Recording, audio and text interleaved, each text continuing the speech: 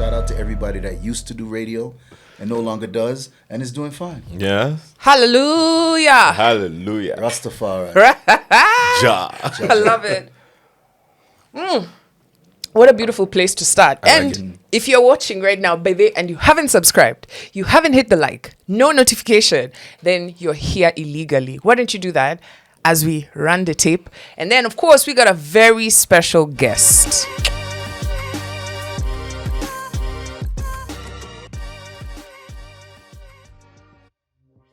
I'm really good at making PowerPoints. What? Really? Yeah, I excel at it. Is that a Microsoft joke? Word. So That bad. is so bad. So bad. I'm so proud of myself. Thank you so much. All right. Remember, guys, we are on our journey to 100,000 subscribers. And I hope this doesn't make you unsubscribe. But in the quest of getting to 100 episodes, we went all the way to very far to get this guest to be on our podcast. Walshy, it's so good to have you on BoxPod. Because the last time I saw you was 7 years ago. Yes, I. Yo. Late as on him. Yes, 7 years ago. 7 years. Yeah. Yeah, man. It was in Where was that? Diani. Diani. Yeah. It was the one. Do you know how I ended up meeting you guys? I don't remember, no. So let me tell you what Yeah, happened. remind I me. have to tell you guys this story. So it was like around the time when I had just started peaking as an MC, right? Mm-hmm. And then I'd gotten this tour to do, I'm not going to mention this alcohol brand, they ain't paid for. So anyway, so I was doing the tour. Yeah. Then Riz calls me and says, yo, you have to MC this gig, right? Major Lazer. And I was like, oh my God, I would have loved to. But I Yeah. have this tour that I've gone around the country and we're finishing off in Mombasa. I'm not going to make it on the same night. Anyway, so I knew I've missed this huge, big, awesome concert. Major Lazer. Major man. Lazer. Anyway, I did my gig. I was very content. Yeah. And then I woke up the next morning. My friend came to my room. I'm like, what? We're going to Diani. What's happening? They are performing in Diani. My guy, we got on the what's it called? Ferry, Yeah. crossed over. We get there, it's very early, and we're having a good time. So we were drinks. We get there, drinks start drinking. But Party then the mode. setup was late. Yeah. So we got there at about 4 or 5, and that's when they were doing setup. So what do? As we're partying, because we're waiting for Major Lazer, Bash. right? But they keep switching off the sound. So I hype. When the sound would go off, I'd continue the hype. I'd be hyping for guys. What we say? Watch out for this. The owner of the place comes. He's like, who are you? I'm like, I'm Kwambox. Yeah. And he goes like, I need an MC. I'm like, you can't even make this stuff up. Yo. And that's how I ended up MCing with these guys. You went to party, ended up MCing. Anyway, Nice. moral of the story. I ended up on Rolling Stone magazine. These guys mentioned me as Yo. dancing queen. It was like a small excerpt. It was like, this long, but it was my first time On Rolling Stone. I mean, that's a big deal. Yeah, so thank you. Yeah, my story is very similar, just being in the right place at the right time.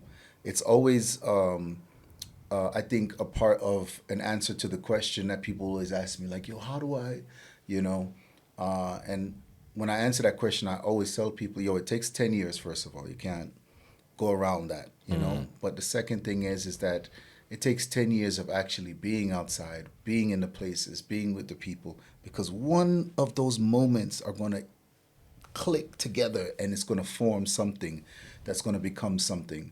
And so I'm glad to hear that, and you've done very well for yourself, and I'm glad to be here on the podcast. Thank you. Nice. Man, 7 years, and it just feels so great to be here. I feel like it's a full circle moment, especially when I saw you were back. Actually, it was this morning, and I was heading out of the house. I was like, you know what? I don't care where you are. Even if you're on stage, we'll do this podcast on stage while you're DJing. Yeah, man, I'm glad that we could do it in the studio, though, so we have time to talk. Yeah. So starting off from Major Lazer to solo sets for you. Solo sets. Yeah. Solo Major set. Lazer. Oh, you started as a solo Don't set? ever get it twisted. Yeah. Major Lazer for 14 years, 31 years I've been DJing. Yeah. But I always thought that your DJing, you started off as, at that point, were you as a solo DJ and then you joined with Major 31 Lazer? years of DJing before Major Lazer. So, I mean, altogether, but 14 years of Major Lazer. So, I did 15 years of DJing before I met Wes. 15 years. Yeah, man.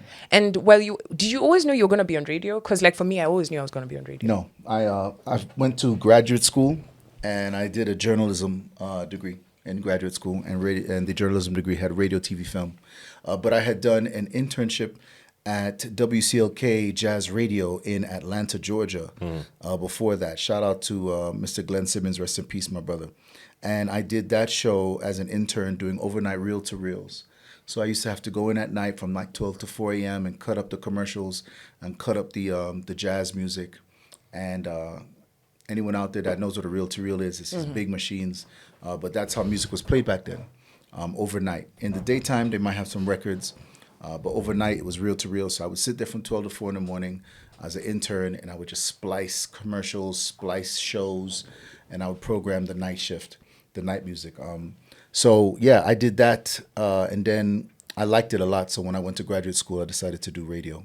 And then when I finished, I moved back to Miami and did 10 years of radio.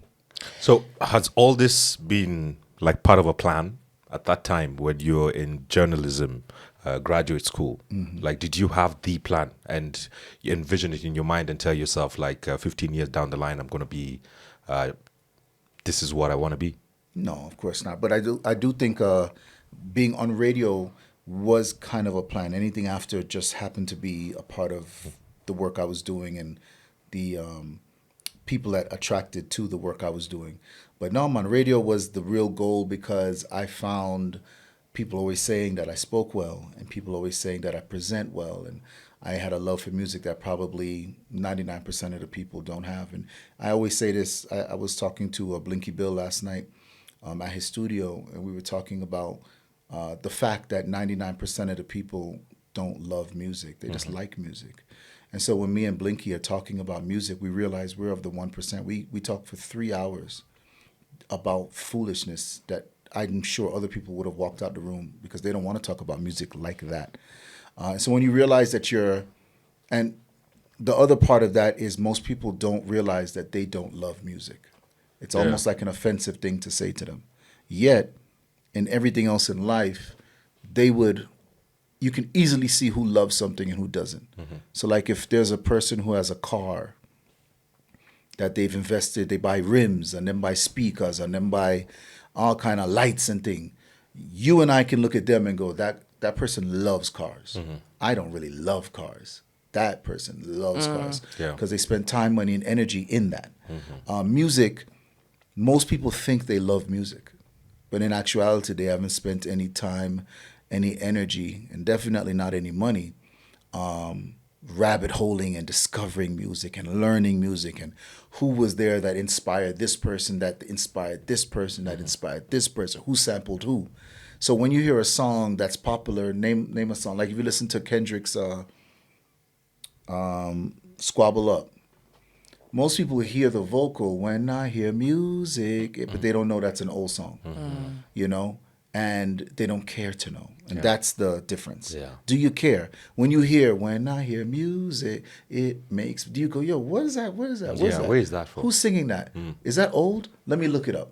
You might love music if you do. If you don't and you don't care, you don't love music. You just like music. And that's fine, but we do need to differentiate the two. But I say that to say, no, I had a love for music and I had a love for presentation. And so I decided to do radio. And then after that, things started to be almost magnetically pulled to me because of how good I was at radio. I had the #1 show for a long time, which people, if you want to hear my old radio shows, they're on my Mixcloud. So go to Walshy Fire, Mixcloud. You'll see my old radio shows.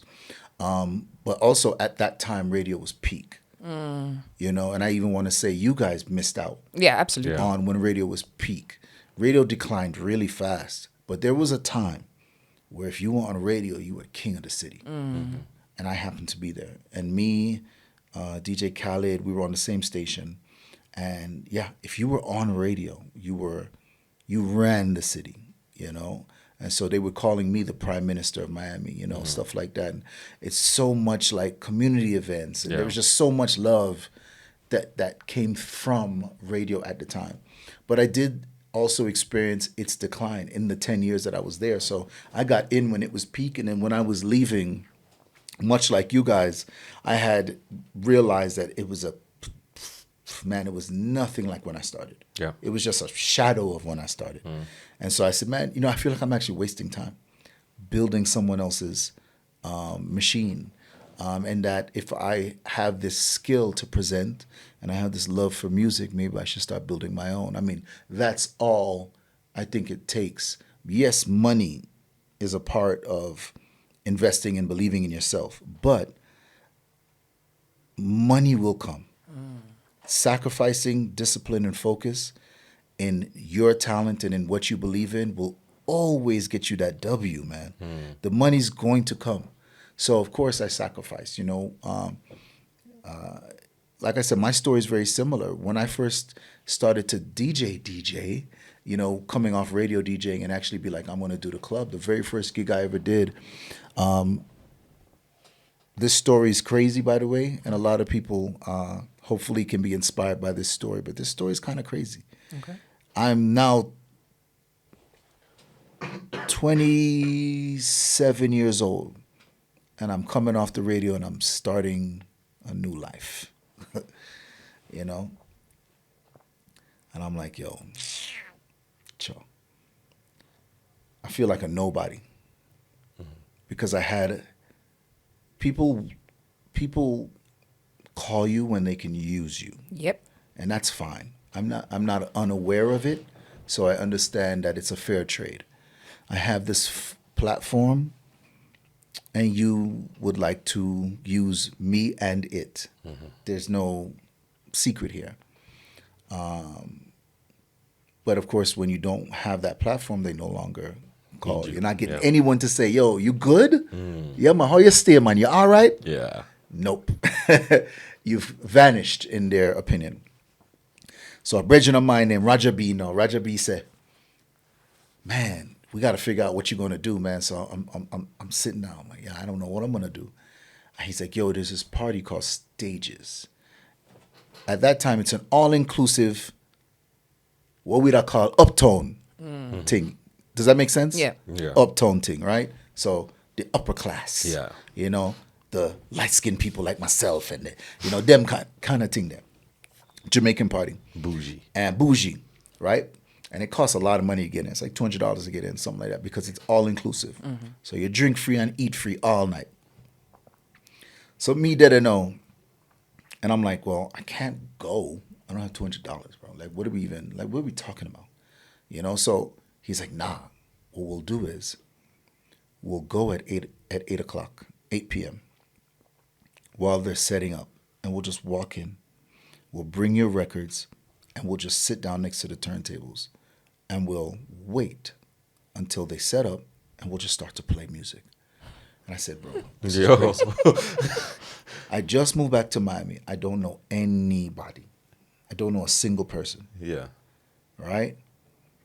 I don't know these promoters. I don't know nobody. Let's do it. All right? So I borrow my mother's car and we drive over to this event, which was in Fort Lauderdale. And of course, they're setting up. Nobody cares if I walked in. I got records too, so I look official. And I just sit down with my record them. Wait for them and to I finish. wait. And thankfully that night, all the other DJs thought they were stars. So when the sound man says, yo, it's 10 o'clock, and he goes, yo, you can play now. Everything's set up. I start to play. But again, thankfully, all the other DJs thought they were celebrities.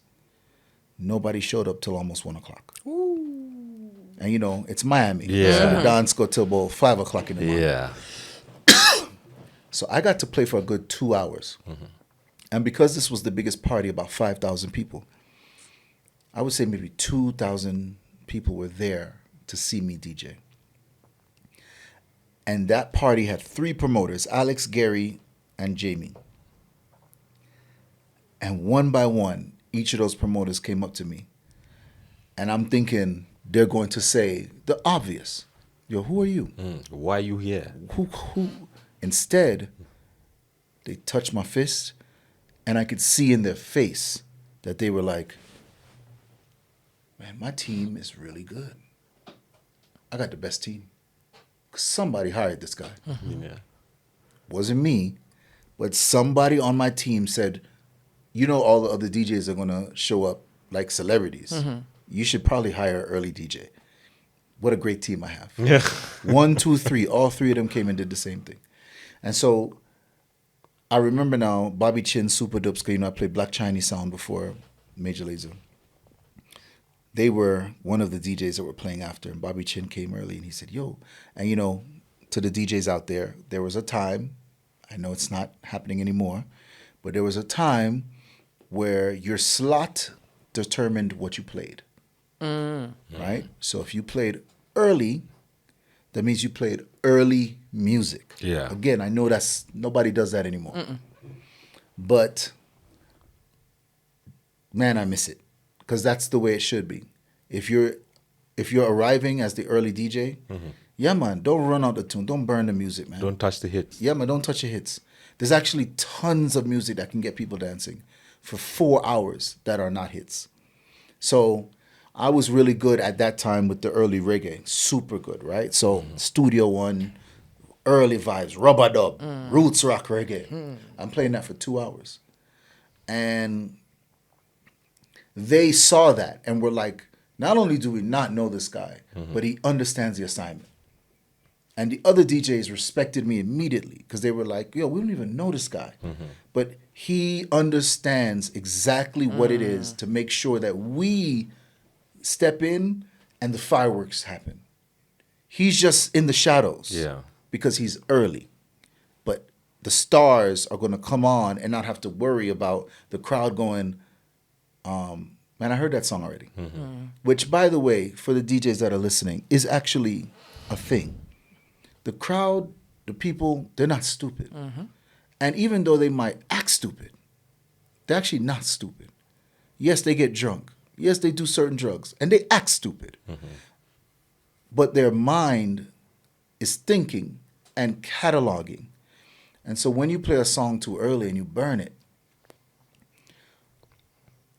when the other DJ comes on, and let's say he plays that song again, he or she plays that song again, no matter how much you can tell yourself, they weren't even listening the first time. They were at the bar. They will not react with the same explosion the second time. It will always be a dimmer reaction.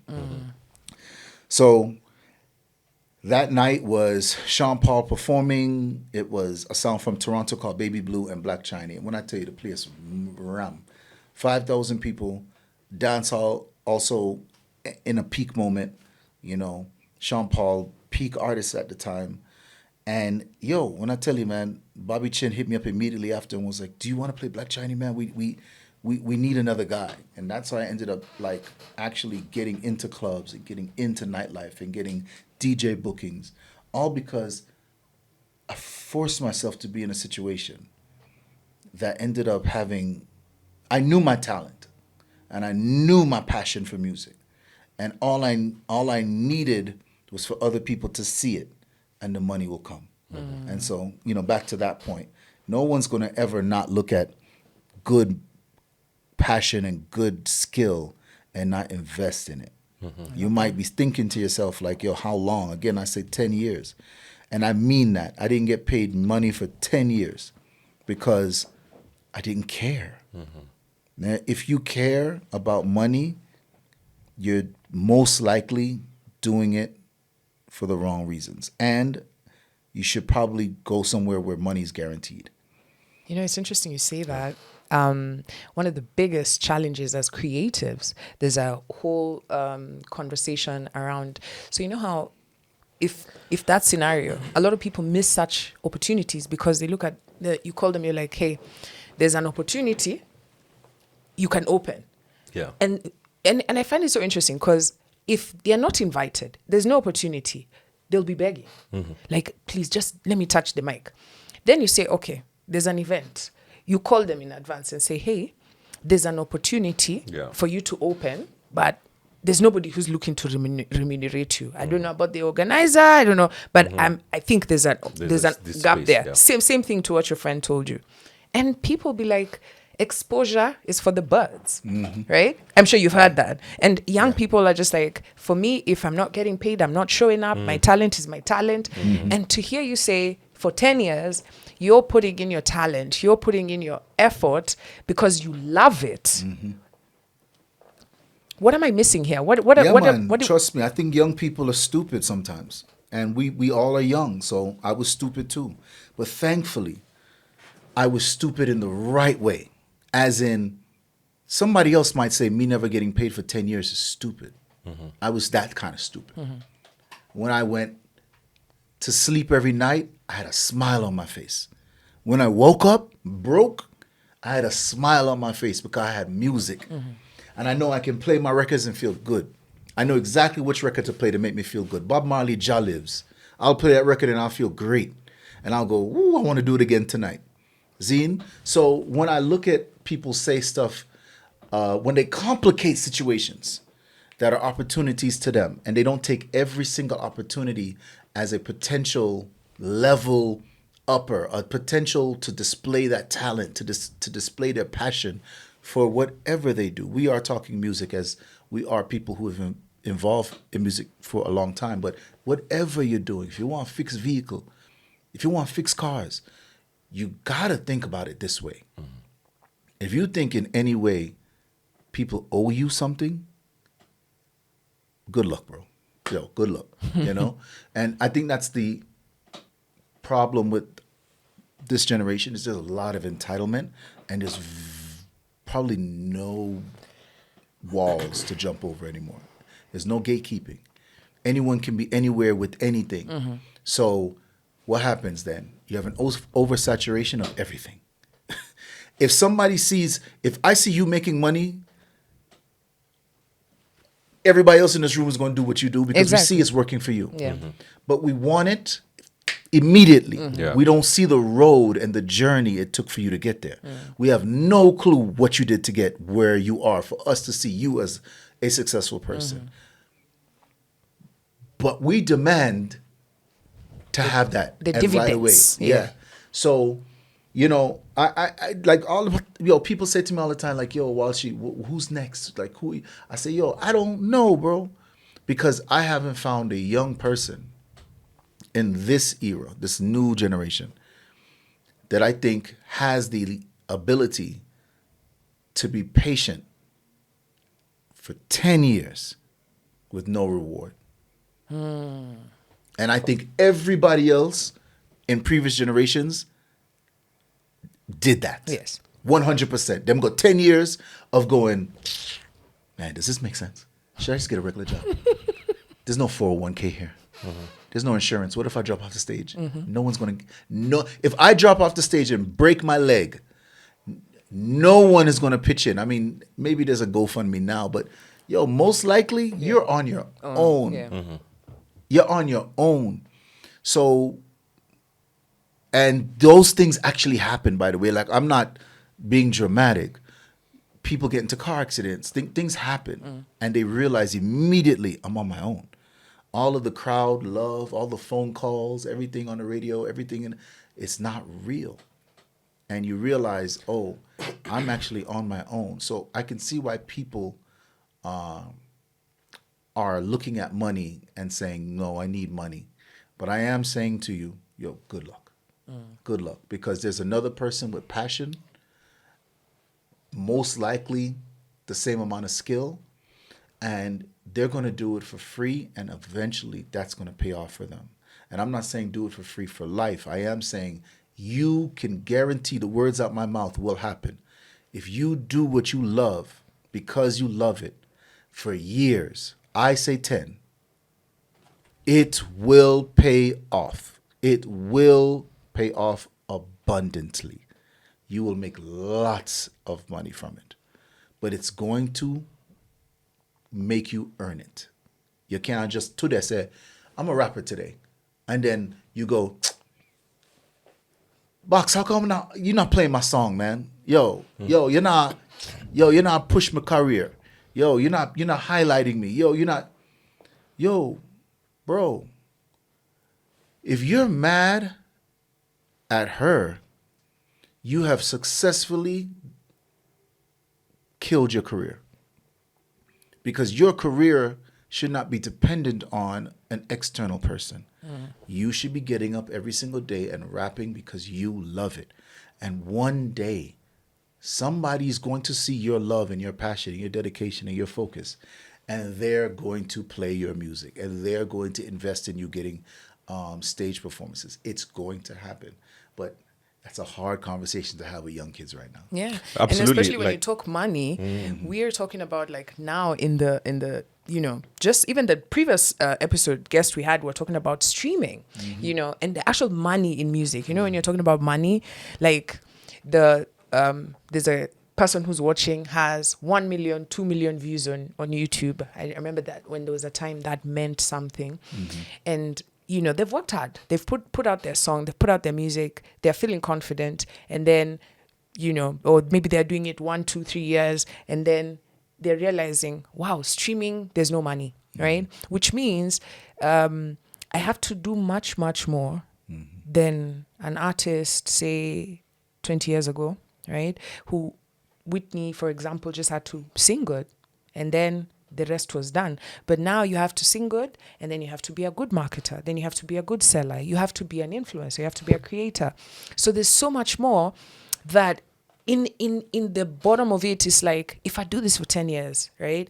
Or if I put in effort, this movement might have even moved into something else. So it's becoming very difficult to sit and say, I'm going to do this, I'm going to stick around. Because even I used to manage talent. I had a platform called Industry Night. And one of the most frustrating things, this was just to support artists, has been running for over 10 years now. And we do events to ensure that artists have a place to showcase. A gig, right? But then eventually you start to realize, like, I've invested, I've trained you, I've taught you about the business of music, we've done workshops, blah, blah, blah. We've been walking the journey with you. I meet you 5 years later, you're telling me, now I'm an accountant, you know, because the patience waiting for, and I got bills to pay, I got things to do. It becomes difficult. So what do you see the life of an artist? And I see this is not necessarily a thing that is only here in Kenya. I've seen American artists also complaining about, you know, there's no money as it used to be. The money that you're talking about, it's not really there. The people who have the money is that guy for Spotify who's collecting big checks.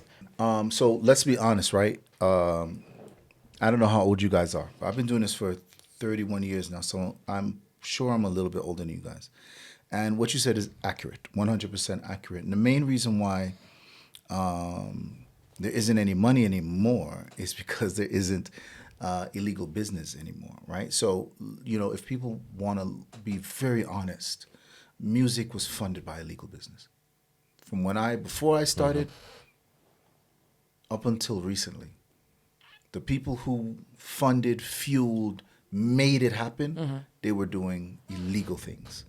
And those guys are for the most part gone now. There was an abundance of those guys. You could literally come up with a concept and a man say, yo, I need to get rid of this money. You know, and I lived in that world. And most of them are dead. Most of them are in jail. Maybe 1 or 2 of them are still around, but they're hiding off somewhere. Do they not have grandchildren? They have so Their much grandchildren continue the family Here's business. thing. If you know anything about illegal business, and You're trying to go legal. I know a lot about it, that money is always gone immediately. As soon as that person dies, that money's gone. That money's gone. It's gone. Whatever, they usually didn't invest in things that matter. So they don't have many houses to give to a daughter to say, you run the houses. They usually spend it on foolishness, like buying a club. You know, a club is a horrible investment. And that's why nightlife is dying all over the world. It's a horrible investment because if one person does something silly at your club can get sued. Your club can get shut down. One fight, one girl step on glass, one shooting, even if a girl leaves your club and something happens to her at another space, she can say, I got drugged at your club, or I drank too much at your club. If a person drives away from your club and they crash, drunk driving, they drunk drove, they can say, we're suing your club because it happened, all the intoxication happened at your venue, and you should have known that person had too many to drink, and you should have stopped serving them. This is Kenya. This is the reality of why nightlife is dying. So I just want to be clear and make it very like, yo, what you guys are seeing now is not what it was. And we can compare all day. We can always talk about, yo, man, the money used to be there, but the money used to be there because the people that were there were bad people. Yo, buying bottles is not something that got started by a hardworking person. Yeah. Let's True. Let's be start, honest. Let's start there. Yeah. Okay, I'm about to turn up. Let's start there. These were people who had an excess of cash. I remember the first time I saw a bottle get bought. I said, yo, how did he do that? I remember said no table, no dede, no high something, no dede. So he had to put the bottle on the floor. What? Whoa. Remember, anybody out there, go look at any dancehall video from the 90s. Their bottles are on the floor because there was no such thing as a table. Tables. There wasn't no such thing as a table. Because people were just dancing. Them a dance. Yeah. You come to There was dance. no table. The place is called a dance hall. A hall where you dance. There was no tables. So the first time I see a man buy a buckle and I'm sit down and I said to myself, I say, yo, how did he reason this out? So I watch him, and I watch the bartender, and the bartender I forgot call the owner, and the three of them I sit down, and then I try to figure out, how do we charge this guy for this? We don't even know, like, yo. Yeah. They're literally reasoning it out, and I'm watching the whole thing. And I'm saying to myself, yo, they're not going to be able to figure this out. How does a guy buy a bottle? And then eventually he just was like, yo, you see this money? Do you want this money? You give me the bottle.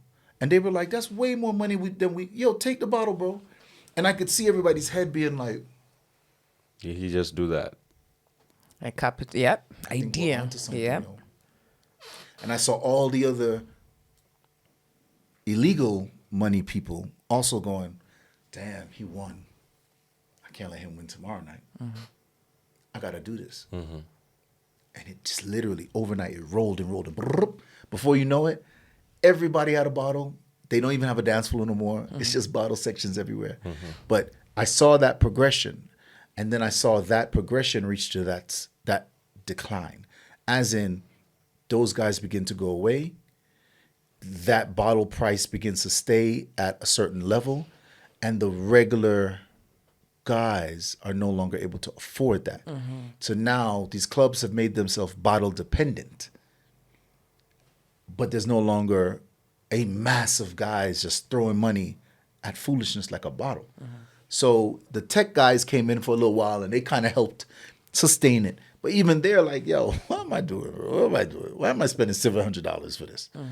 And I don't even get anything. Yeah. I just get a glow stick, a bottle, and then there's like, man.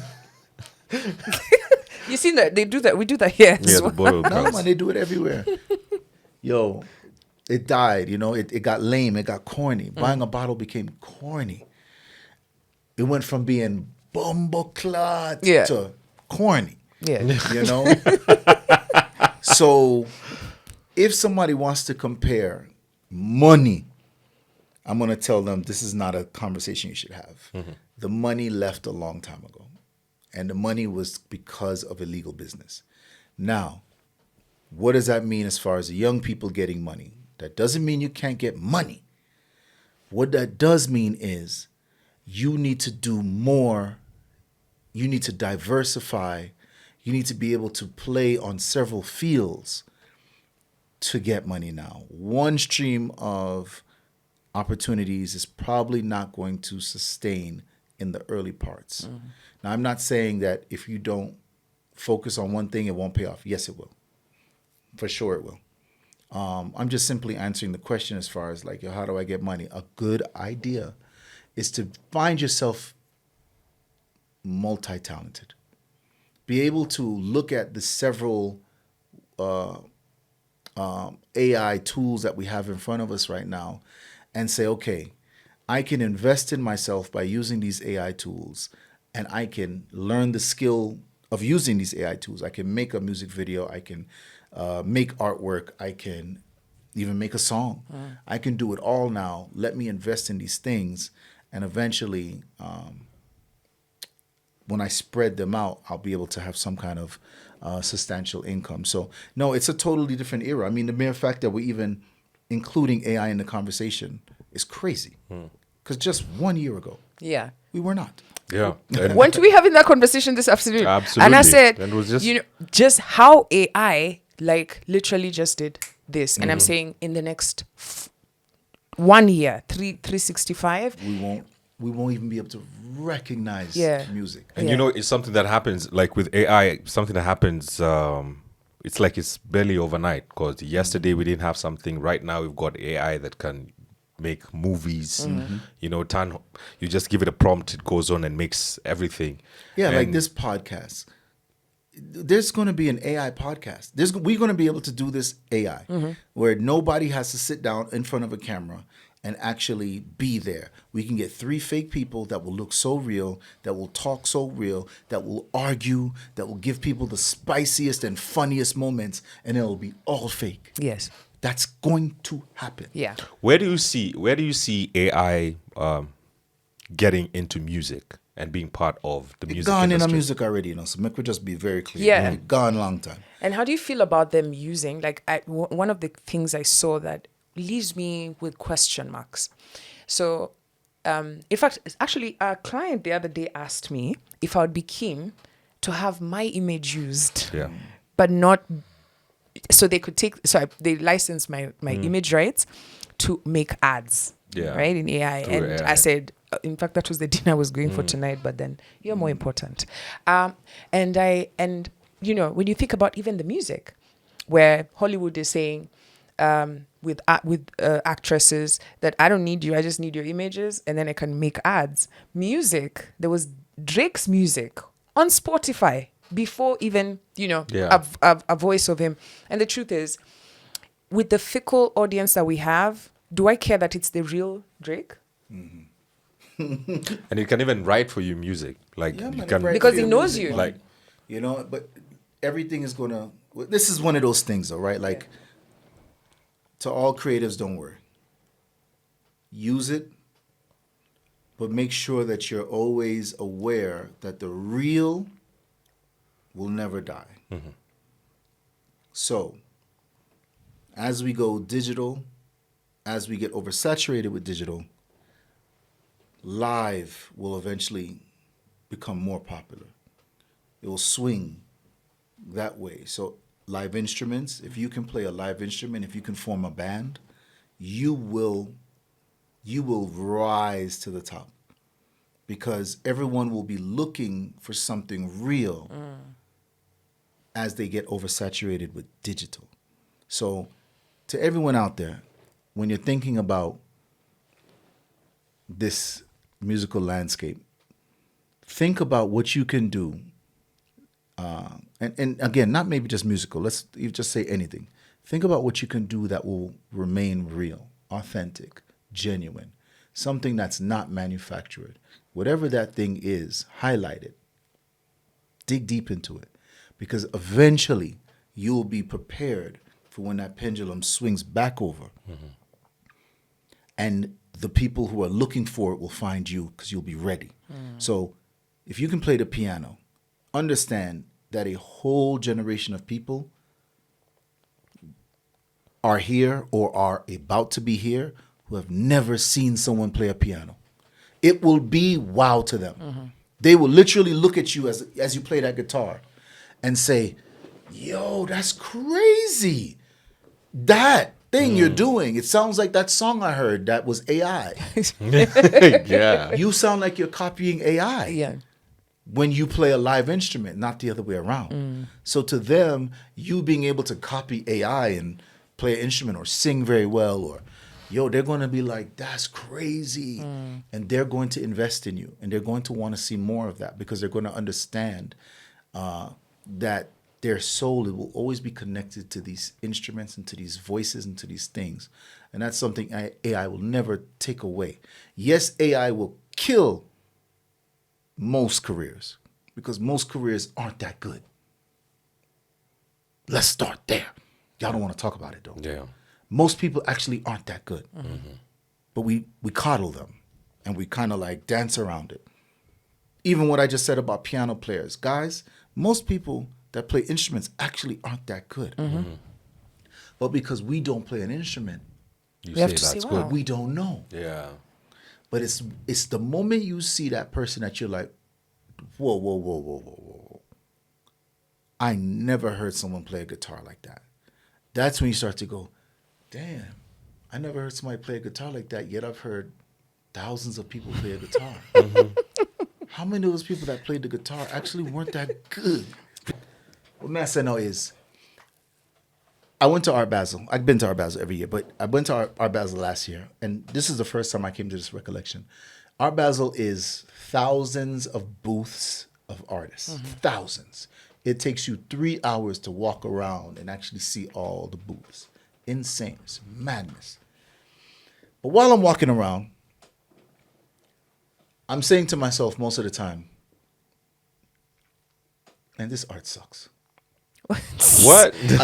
I'm looking interested. Yeah. I have my hand behind, because when you look at art, you have to stand like Yeah. this. Stay to- quiet. Just look at the painting. Or Yeah, you but have to like- rub chin. Yeah, man, you have to do them kind of thing there, right? If you guys understand, you understand. Yeah, if you yeah. don't, I get it. Yeah. So this sucks. Next booth. This also sucks. Next booth. Wow. This one really sucks. 99% of the art in there sucks. And I'm looking at it going, $70,000 for that. Wow. This sucks. But then you see that one piece of art. And when you see that one piece of art, that you're like, this is amazing. This is incredible. You realize the only reason why you are saying this piece of art is incredible is because you just saw A lot of bad. so much horrible art. Yeah. Sometimes the ugly people have to stand next to the good-looking people. Oh my God. Oh yeah. For you to really see The beauty. the good-looking, the beauty, right? The mean person, the angry person needs to stand right next to the sweet, nice person for you to really appreciate how sweet and nice that person is. And you go, yo, you know, you really got some great energy. You're a really positive person, but it's most likely because they're in the same space as a negative person that you go, man, that's what I've discovered about instrument players. After doing my jazz album that dropped in November, you guys go check it out, The Mighty Tiny. That's the name you look up. It's called The Mighty Tiny and The Many Few, but just type in The Mighty Tiny, and the album is called Be the Good People. I did my jazz album in November. And going through the process of instrument players, I started to realize there's levels to this. And it's not until you go through the really bad ones that you get to the good one that you really appreciate the good one, because you had to sit there and listen to the ones that you're like, this ain't it. But you only get to know this ain't it after a while of doing it. For the most part, they only would have grabbed the first person and been like, you're awesome, because I don't know. But after you start to go through it, you start to realize like, oh, that's what it should sound like. That's what awesome is. And that's what I wanted to say. That's what my point is about the whole thing is when you realize that you are amazing or awesome at a thing, and it takes a while to get there. I say 10 years. But when you realize, no, I am good at this, you can then pretty much ensure that you are going to be okay no matter what AI does. Because you have that talent and that passion. Passion should not be underrated. That talent and that passion that is going to weather any storm. So whatever's happening with the young guys and their money problems and the way AI is going to invade the space, I understand their anxiety. I understand their fear. But if you got passion and talent, you're going to be okay.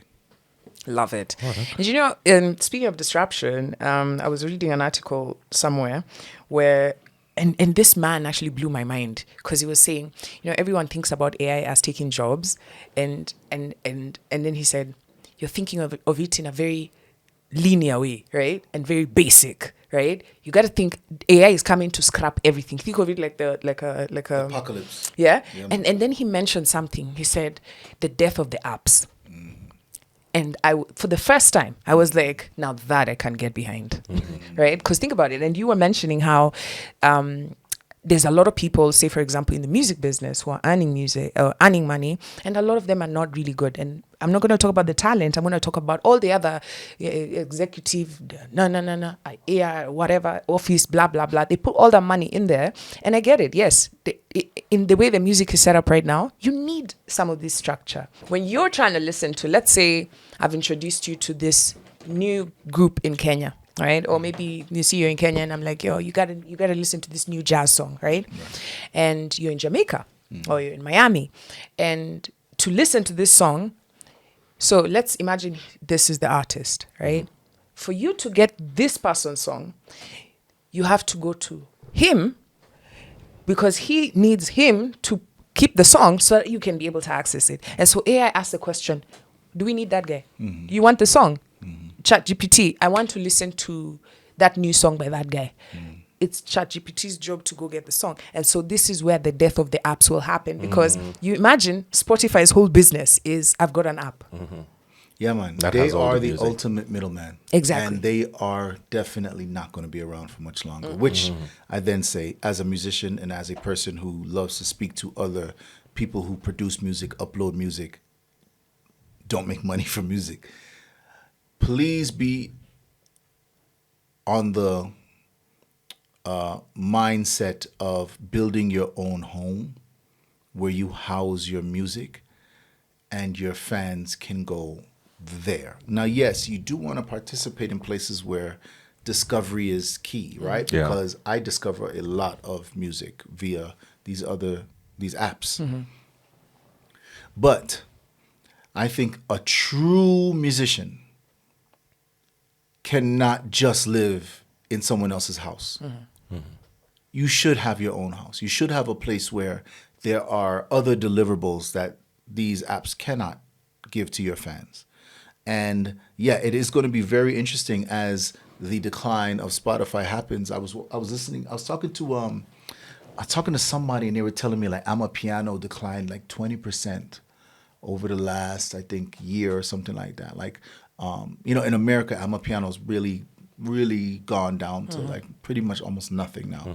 I know in Africa it's still still swinging. But I could tell you that I don't think it's going to cross over into the next year in the same year. I don't think so either. And I look at the people globally who were into it, let's say the last 3 years. And I see those people have moved into other spaces. So the DJs that were like, I'm a piano DJ, a lot of them have begun to mix up their sets and play in other places. And the promoters who were doing Amapiano events, they've started to expand it to Afrobeats a little bit more so that, they can include the other countries in Africa and it just not be Amapiano. And I think that's mostly because what works for South Africans doesn't work at the same level for everyone else. So when you're in South Africa, it actually totally makes sense. And you're like, oh, I see why this kind of rave or house or whatever I can use to make a person who's not familiar with Amapiano understand what it's similar to. I see why this music works. The texture of the land, the conversation, the fashion, the style. Yeah. It's so in sync with this slow energy. But I think the rest of the world, they love high energy. And it takes a lot to have a whole night where, the energy just goes up a little bit and then comes down for a lot. And it goes up a little bit and then comes down. I literally can do a whole night of Amapiano. Yeah, and we were speaking to Heavy K, I think last week, and he said that even in South Africa, there's like a brand new genre that's coming up, and it's a balance and a mix, a healthy balance of Amapiano and house. A house, okay. Yeah, it's an Afro house. It's called two-step. Yeah. Two-step or three-step? Three-step, three-step. Yeah, And two-step is a song. And three-step is dope. It's dope. So I'm glad to hear that it's blowing up. It's been around for a while, but I'm glad to hear that it's blowing up because you get back the energy, man. Yeah. You get back the energy. You get back the yo, of which Amapiano calmed us down, and we needed that. We did need that. It was a great moment. And I'm not saying Amapiano is going to go anywhere, guys. Definitely not saying that. What I am saying is most things go out into the world, but then they return to the core. And returning to the core is not a bad thing. It's a great thing. Dancehall had a long time where it just returned to the core.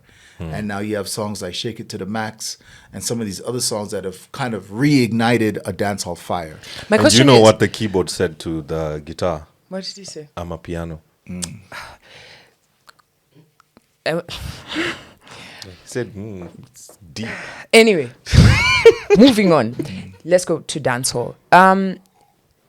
The dancehall coming back home. You really think we're doing a resurgence of dancehall? Yes, I said I this. really I do. said this last year. I I really do.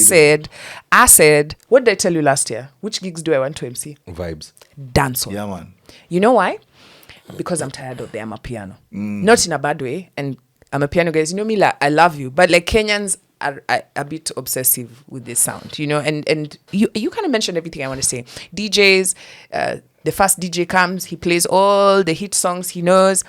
So the next DJ is like, you guys didn't leave me a bit of Amapiano. So he also plays the same Amapiano, and Shake It to the Max, that one dancehall song, and then goes to urban tone, and then, hip hop is not in the picture anymore as much, right?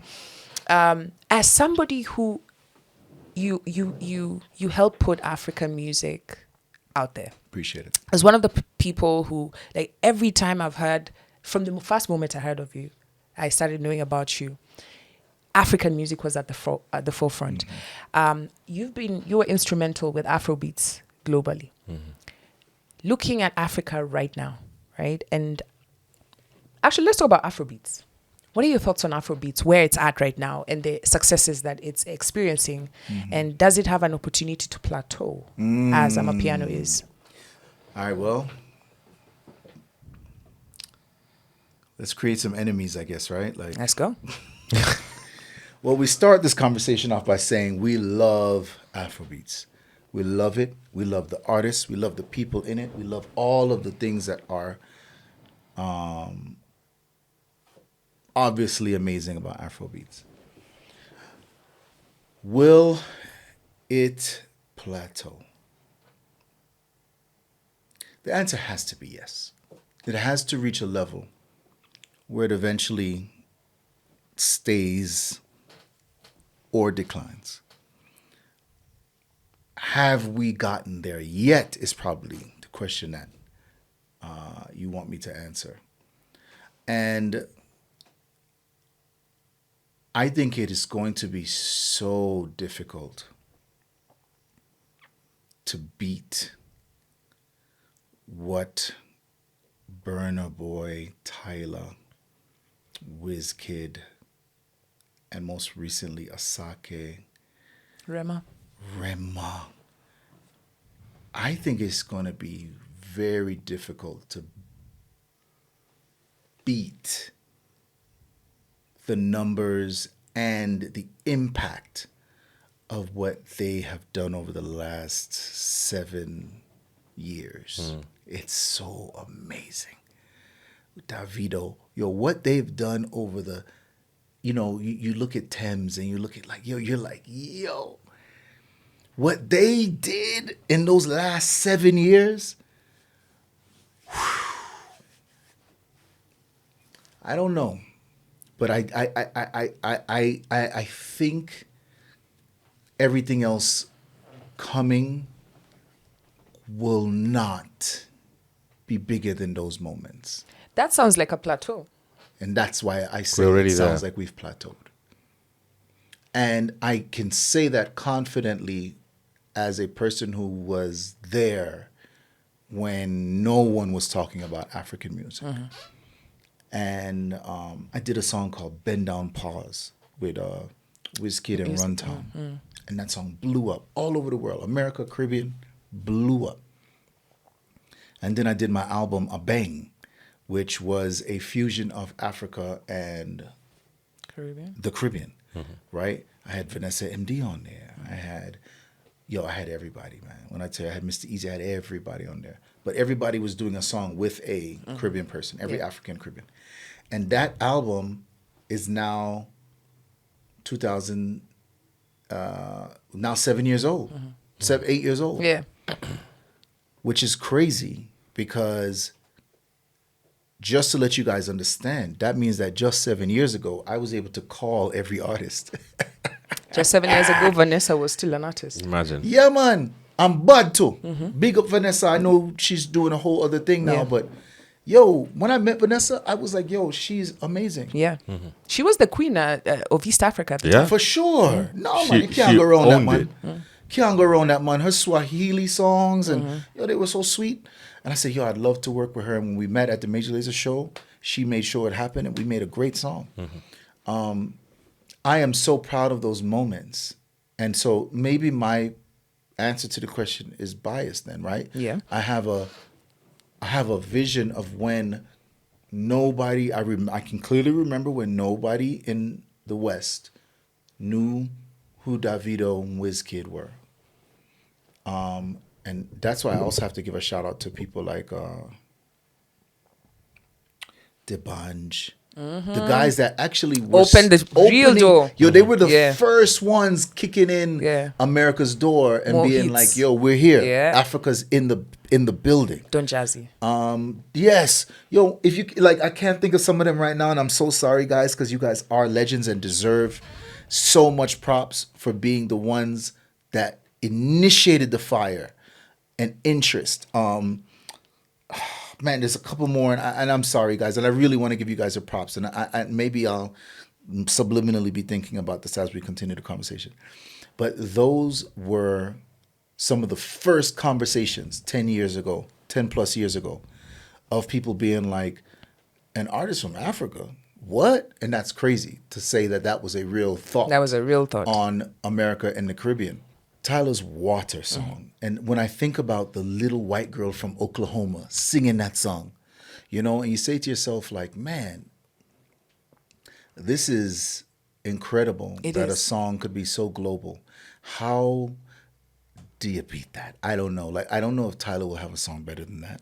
But- as in, not better, but bigger. Bigger, yeah. Right? And then I say to myself, like I saw Burna Boy and Travis Scott have a new song that's dropping today or tomorrow. It's dropped. It's dropped. Okay, so I'll listen to it. But I will say, I think that the collaborations will help sustain. They'll do crazy good collaborations. They'll collaborate with dancehall. They'll collaborate with hip hop. They'll collaborate with all the genres because they are still hot artists, amazing artists, and other artists want to work with them. Yeah. No question.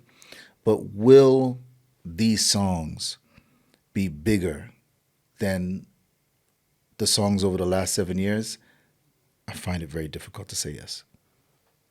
If I love Afro beats and I'm hearing you say that, I'd be like, what do you mean? But you love Afrobeat is Afrobeat, so is you don't popping. care if it goes global. You love Afrobeat. Yeah. So Yeah. let's be clear. Either you love Afrobeat Or you care that it's global. or you That you care care that that it's white girl global. in Oklahoma singing it. Yeah. If you don't care, do you care? I You do. don't care. You do care. Yeah. You want white girl in Oklahoma to sing it. No. No, you don't care if she sings it. So if you don't care if she sings it, then you love Afrobeats. Okay. And you don't care if it up, down. You don't care about the numbers. Okay. You love Afrobeats. Yeah, but I'm saying that for the person who's watching or listening to us, and you like Afrobeats, and when you hear, oh, Afrobeats is plateauing, they'll be like, what do you mean? What's that sign? Well, what are those things that you look at and you can tell and say, oh, this genre is Yeah, so plateauing, I'm this not genre saying is that. gonna-" I'm not saying it's plateauing. I'm saying if I was forced into a corner and to answer that question, I would look at what was created before and I would say, that's going to be hard to Yeah. beat. Yeah. And therefore, the answer would be, we must, if I can't see songs getting bigger than City Boys, Water. I mean, I look at Active. I look at all of these songs and I'm like, oh my goodness. Everything that Thames did, everything, all of these songs, these songs are so massive. Rema getting Rema's, streamed in Asia. Rema's song, them are the maddest. When you look at Wizkid, you're like, he's an icon in music. Will they be able to get records that go bigger than those? Woo, those records are so big. Yeah. I don't think so. So, again, I'm not predicting the future. I don't know. And I don't know what's happening right now. I haven't checked the numbers. I don't know what's happening. I just remember the conversation I was having about I'm a piano, and the guy at Spotify saying, yo, the numbers, the streaming numbers have declined. And he says one of the main reasons why the numbers have declined is because I'm a piano is one of the simpler musics to make. Sometimes they don't need vocals at all. And that allows AI to step in.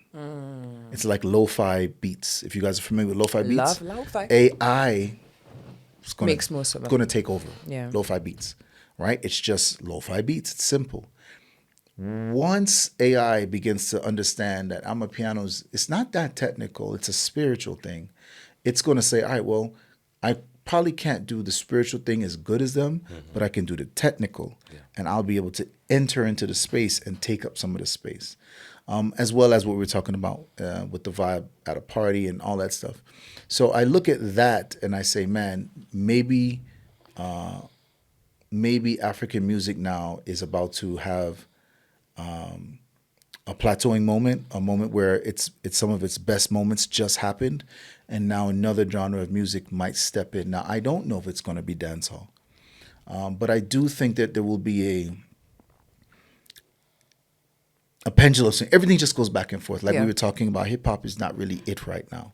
There really isn't too many hip hop songs that make us want to go see a hip hop concert, right? There's nothing really happening.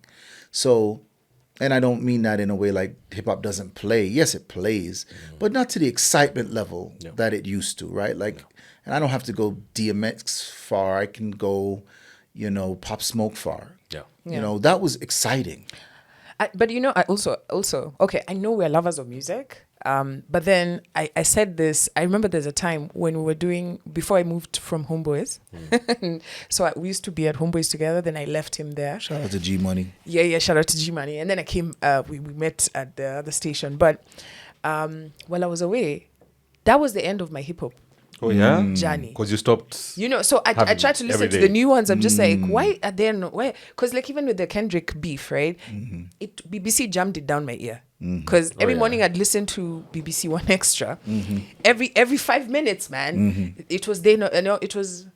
What was the Not first? like us. I think it was the first one. What was the first diss song? It was that one. You see, no, I no, missed, no. The I missed first the one whole was thing. like I know that. what you Right? mean. Because Yeah. hip hop is like the last hip hop song that I know that I was excited it came out. If I hit it one time, I'm a blind. If I hit it, do you remember how was it? I was like, I even used to make mixes so that I can listen in them. It ain't safe. It ain't safe. Now I'm not this. So I see guys with They Not Like Us, and I'm just like, I don't get it. Yeah. And I know a lot of people are going to be super angry at our conversations because they have heartstrings to certain things and they don't want to hear an opposing opinion or have somebody say something negative about something that they love. But if that is the case, I'm so glad that you love that music. I'm glad that you probably haven't heard what we actually said and have been triggered or found a way to argue in the comments. But I love you because at least you care enough, and so don't think that we're sitting here on any level as if like there's no dialogue for this. But there are some opinions that we have and I have, and I know that there's people that don't agree with me, and I love that. When you started talking, when we started the podcast, you mentioned that you were splicing jazz reels. Actually, funny fun. When you said reel to reel, oh man, you took me back. A friend of mine used to have a movie shop called Reel to Reel. Oh yeah. Yeah, I used to borrow tapes from there. It was called Reel to Reel in Karen. Anyway, well, you're splicing up jazz records, reels, right? But I've actually gone and seen these records being spliced. Oh yeah. Here at KBC, the BBC of Kenya. They've got tapes. Yeah, from, they have like, the archives, right? I went to Anything their that's like archives. I almost died because like it's so Dusty. moldy. Yeah, man. Right. Actually, I got sick the next day because of whatever. But anyway, as I digress, while you're splicing jazz records, was dancehall in your was reggae? Because most people don't understand how you can love more than one genre. So I've been on radio. Facts. Yeah. Guys. I've been on radio 13 years. Yeah. Not as long as you. And over the course of my radio journey, I've never played music that I actually love. Right? That is radio. So I always play music for other people. Yeah. Like I've never had... I'm a learner of music. I love different genres, but my core is jazz. And then that's why lo-fi will find a place, right? Classical. And then now with trickle, hip-hop raised me. So I didn't have an otherwise. Reggae, right? So when I listen to you saying jazz and then, dancehall and then we're going to talk about the new album, but like, what was your first music love? Yeah, man, reggae, man, because that was what was in the house. Originally, mom's cleaning to reggae, stuff like that. Is this Miami or Jamaica? In Jamaica, yeah, man. And then Miami, of course. Yeah, same thing, always. So reggae was always there first. But then hip-hop actually came after. And then dancehall came after. Because dancehall was vulgar. It was dangerous. And so it was kind of outside of my young years because... I'd have to experience it. Maybe you have to remember, it's not playing on the radio. It's not, I can't go to a club. It's like a foreign thing. Maybe older guys, but not really like that. Now, I love dancehall, but I was probably more influenced by hip hop first because TV shows started to come on air, like UMTV Raps, Rap City, some of these shows. So my first favorite artist in the world was Rakim, from Eric B. and Rakim. That was my first favorite. I'm reading the liners of every song. I'm looking at the lyrics of every song and memorizing everything. And that was the first person that I was like, this are the real bad man. Him are the boss. Him are my favorite artist. And to this day, him are my favorite artist to this day. And then, came, after that, you've got all the other hip-hop artists around that time, Public Enemy and so on and so forth. So, but dancehall really was like, remember, and I'm talking, that's going to be the late 80s, right? 88, 87, 88. Dancehall, even though dancehall was happening at that time, was just something I would listen to and be like, yeah, man, that's cool, that's dope. I'm a kid, I'm a child. We see 1991, 92, when Cutty Ranks came out. Mad. You see when Cutty Ranks came out and he had the chopper and I don't even know who that is. Yeah, he's not had a chance. So I went to a dancehall and reggae I see station. the shame in his face. Yeah. I see the embarrassment in his face and I wish we could turn the camera on him. Because his face is my soul right now. Yeah. I feel the same thing that you're feeling. I'm being honest, like that. He's not the reggae dancehall.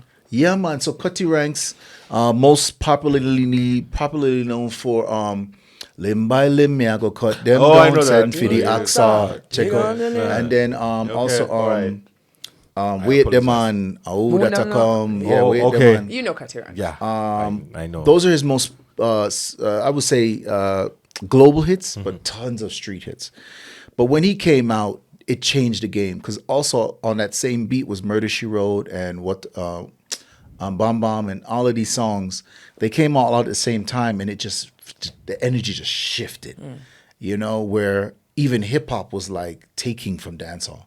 You had Mad Lion, you had Snow, you had Patra, you had and I mean big collaborations like Patra was doing songs with Yo-Yo, and Yo-Yo was a big rapper. Was wild. You had Queen Latifah. Guys, go listen to Queen Latifah's first album.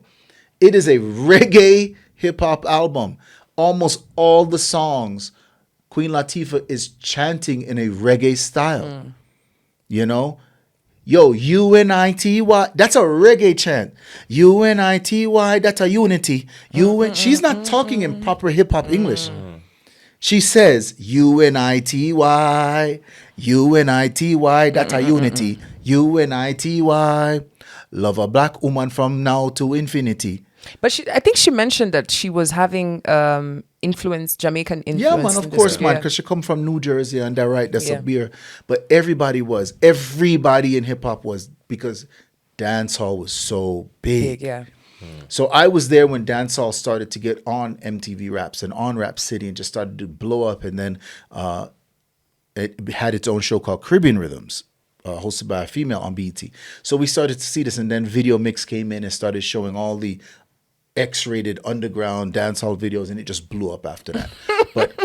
But took the X-rated ones. Yeah, man, because you had a lot, right? You had a lot. Like it was a very, like I said, dancehall. The reason why dancehall will never not be a fan favorite is because it's dangerous. It's gritty. It's always going to be dangerous. It's nitty gritty. You understand? So Afrobeats is very pretty and nice, calm. Dancehall, gritty, edgy. You feel like you can fall off that cliff. And that's a feeling that people really do like. So I don't know what genre is going to step up. I mean, Vibes is back now. Vibes Cartel step out. That's a huge reason why dancehall is back. I think it's about to be. What did I tell you guys last year? What did I tell you? Yeah, man. Big up the world boss. Buju Banton they road again. Yeah. And you know, Buju Banton said something about Afrobeats that went viral. Yeah. And now friends with Mavado now. Yeah, man, he made it. Yeah, man, Mavado, I'm a G, you know. And he made a point that I think got lost because, again, the same thing I think that's going to happen here with this podcast. People We'll get sensitive. don't hear the thought. They get triggered by a word or something. So they get very sensitive. But it is very interesting that so much is happening in Africa, so much to talk about, and there really isn't any artists talking about it. We In talk Kenya- about that all the time. Yeah. We talk about that all the time. But then again, let's bring it back to what you said about loving music versus making music because I want to eat.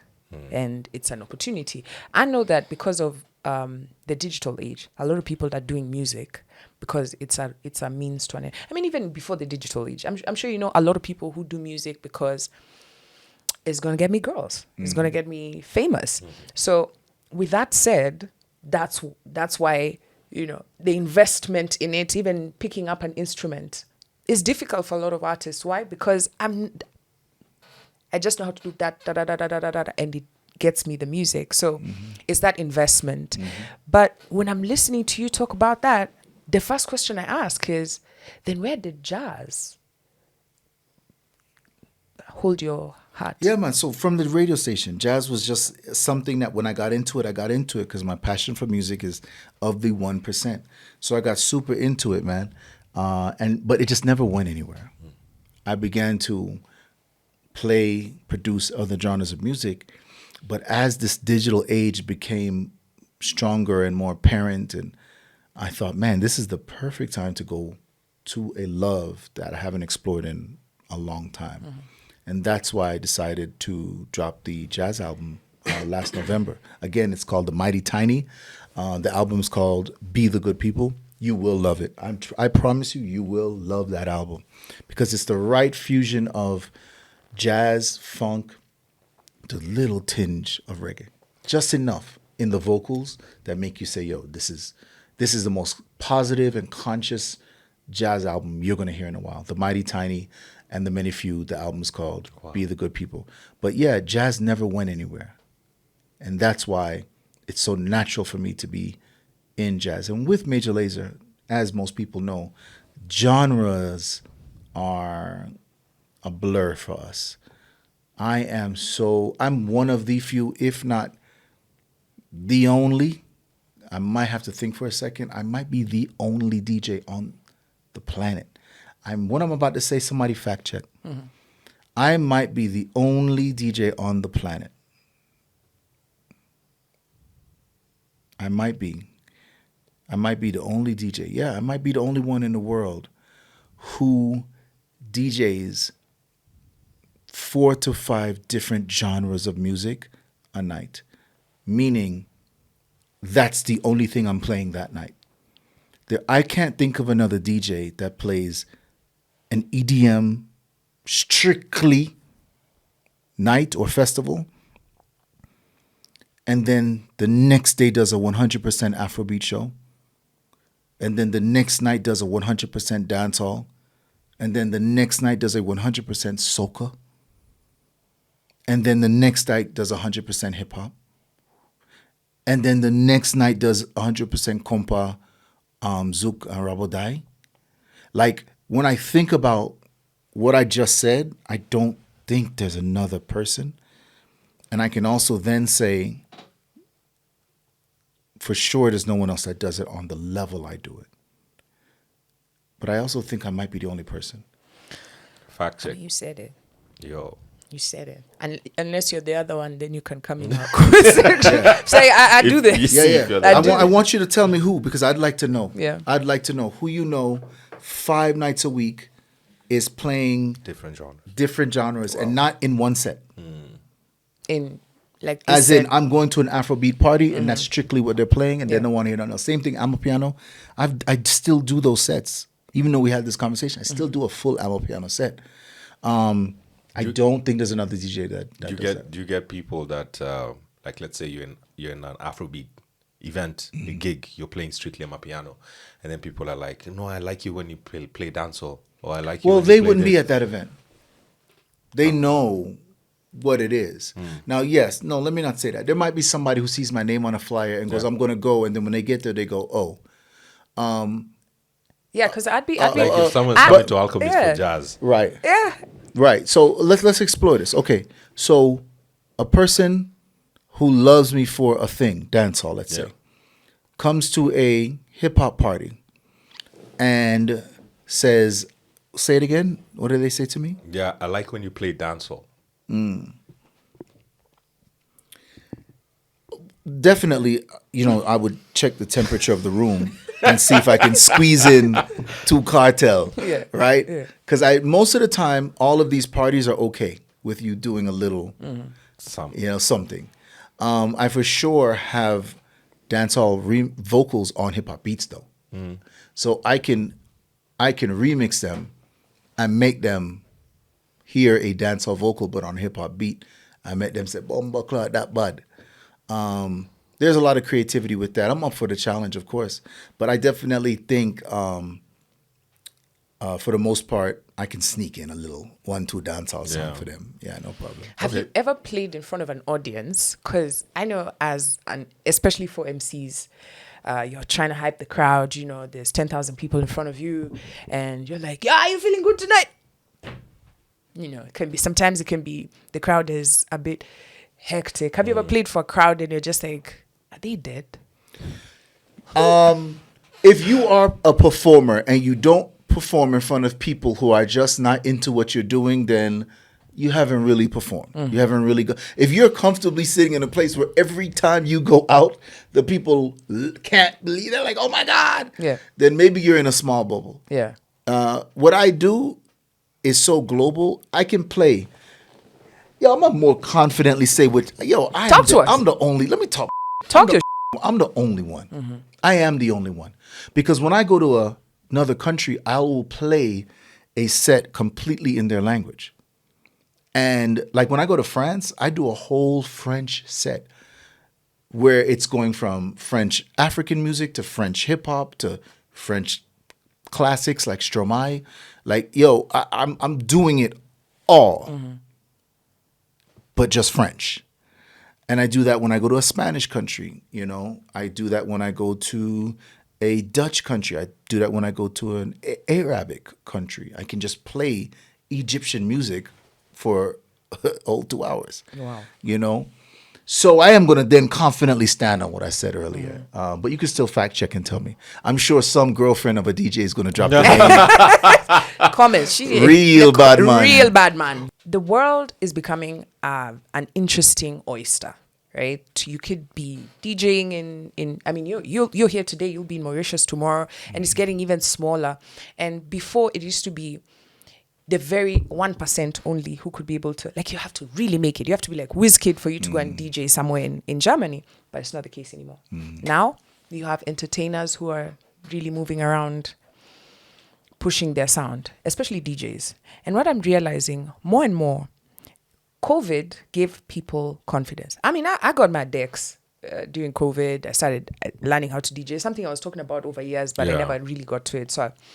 But then, now I go to an event and I'm just like, who is this? You know, every day there's a new DJ. And DJ is touring. So someone will come to the country and you go for the gig and you're just like, why the is this person playing? Yeah.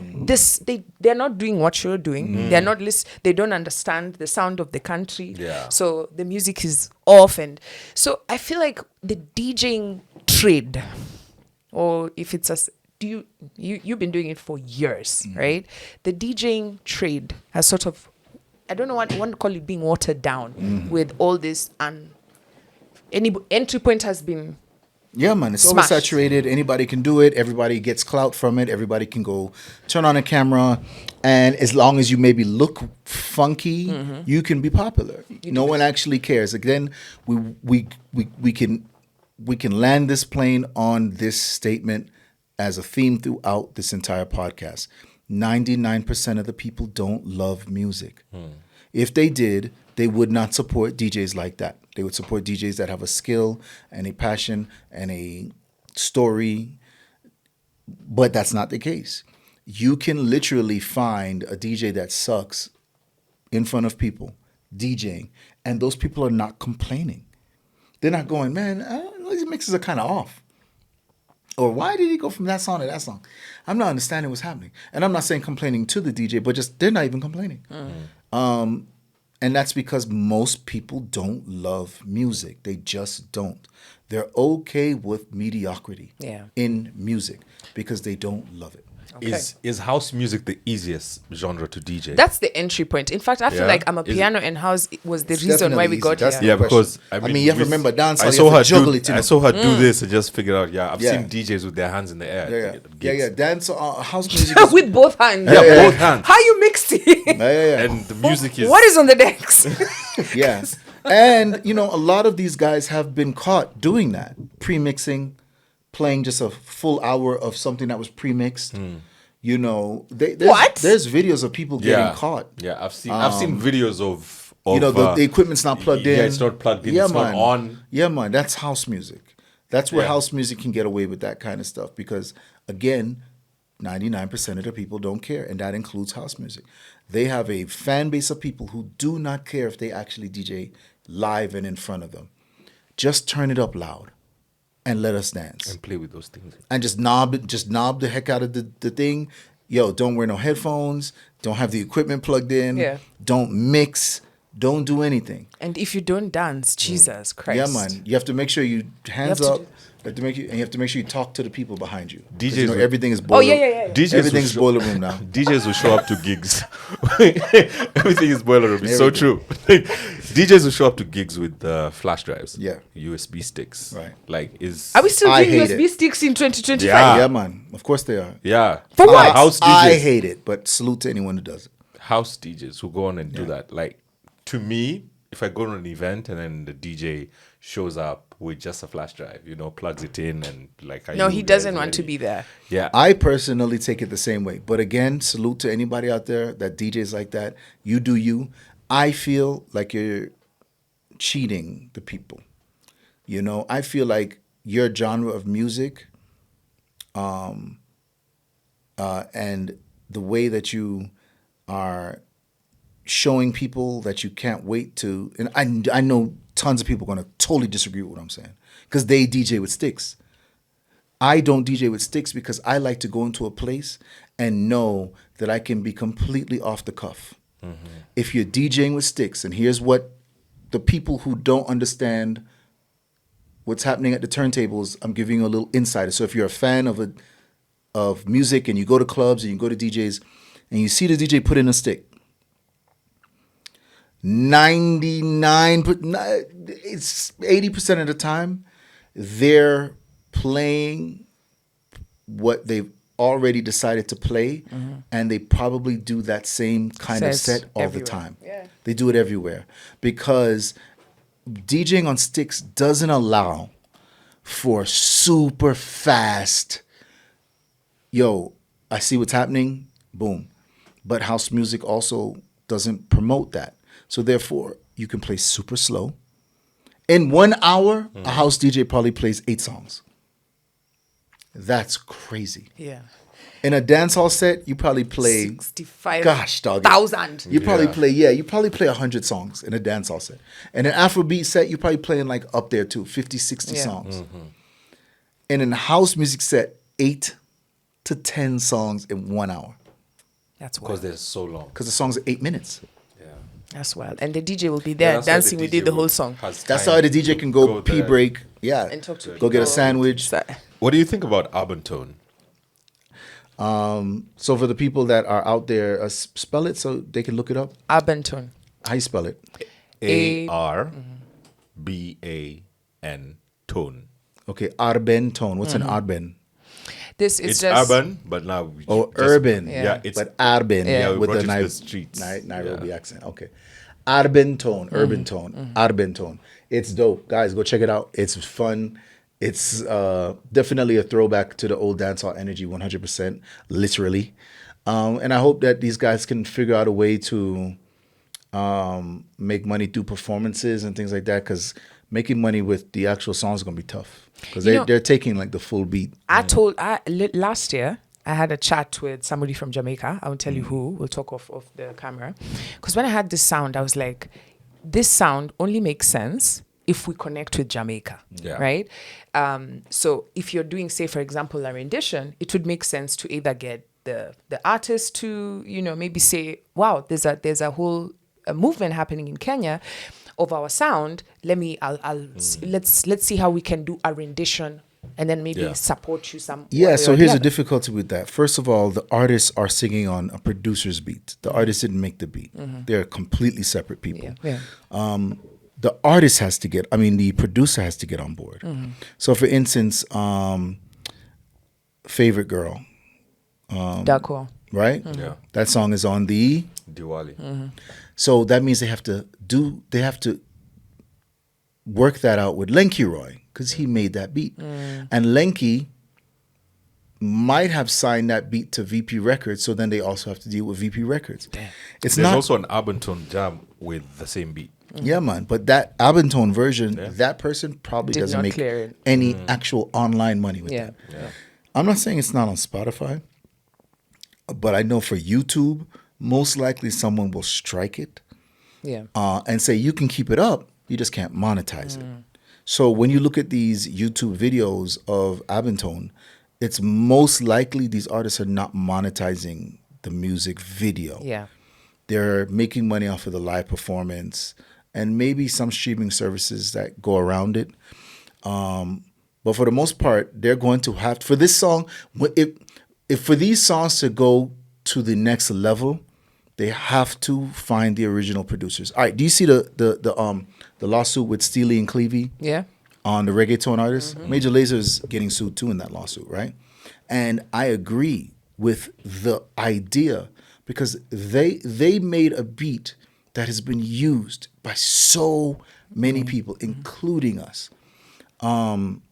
We ended up getting taken out the lawsuit, but there's still people that are in it, and I believe again that they should pay something for the use of Dembo, Murder She Wrote, these songs that became iconic beats and rhythm patterns.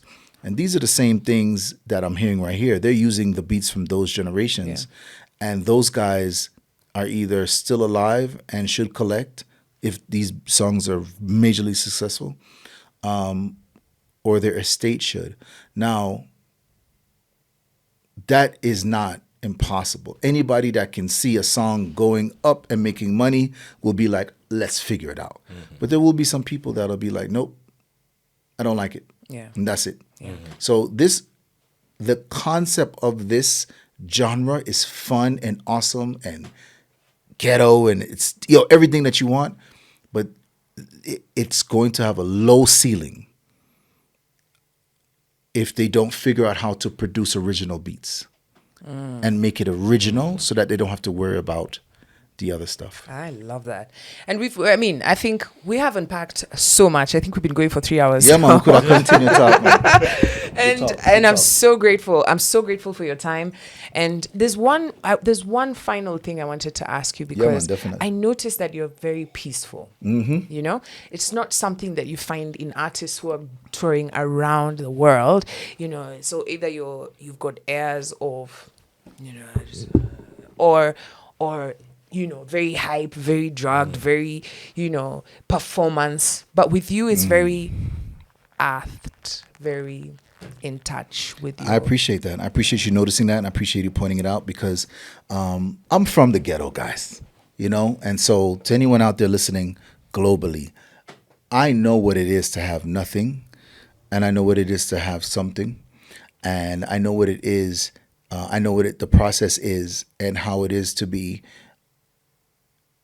honorable during that process. This process will take you down. This journey can take you down a dark side street if you let it. The great tenor Saul had a song where he said, life is one big road with lots of signs. And if you choose to go down one of those paths that are dark, you could end your life. You could end up losing your career. You could, so much things. I'm here for the last 31 years because I have not chosen those dark paths. I do not drink. I do not smoke. I never did. I've shown discipline with girls, and I've shown a lot of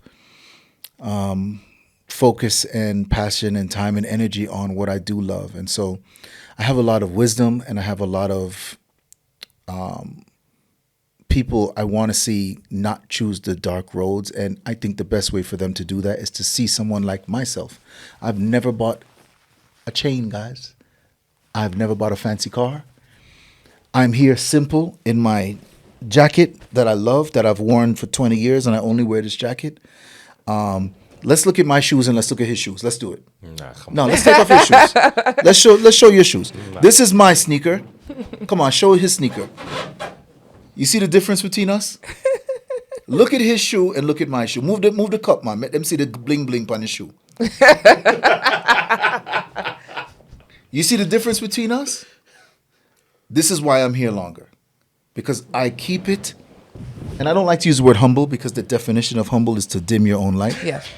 But I keep it real.